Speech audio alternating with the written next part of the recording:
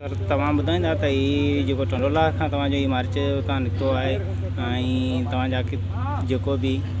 इन हवाले सां असांखे तफ़सीलात ॾियो त किथे किथे तव्हांजो इहो इस्तक़बाल ध्यानु छा आहे, कीअं लॻे थो मार्च? इस्तक़बाल त तव्हां पाण ॾिसंदा आया आहियो, सॼी सिंध में इस्तक़बाल बहितरीनु थिया आहिनि। ख़ासि तौर ते जेका नौशहर फ़िरोज़ डिवीज़न आहे उन में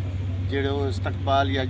जेके जलसा जुलूस थिया आहिनि, आउं सम्झां थो त तमामु बहितरीनु ऐं तारीख़ी जलसा थिया आहिनि। ऐं उन खां पोइ तव्हां खैरपुर में बि तव्हांजो आदरबाद थियो आहे, सखर आहे, ऐं पंहिंजो मीरपुर माथेलो, घोटकी, पंहिंजो इहो सादिकाबाद, मतिलबु हर जॻह ते माण्हुनि में जेको हिकिड़ो जोशो ख़रोश रहियो आहे ऐं पंहिंजे चेयरमैन जो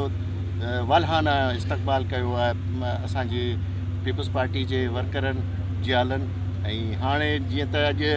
पंहिंजो पड़ाव जेको आहे सो हिते आहे रहीमयार खान में, सुभाणे इंशाअल्लाह इहो मुल्तान में, पोइ लाहौर खां पोइ वज़ीराबाद खां थींदा, आख़िरी पड़ाव पंहिंजो हूंदो इस्लामाबाद, जिते इंशाअल्लाह न्याज़ी हुकूमत जो ख़ात्मो करे पोइ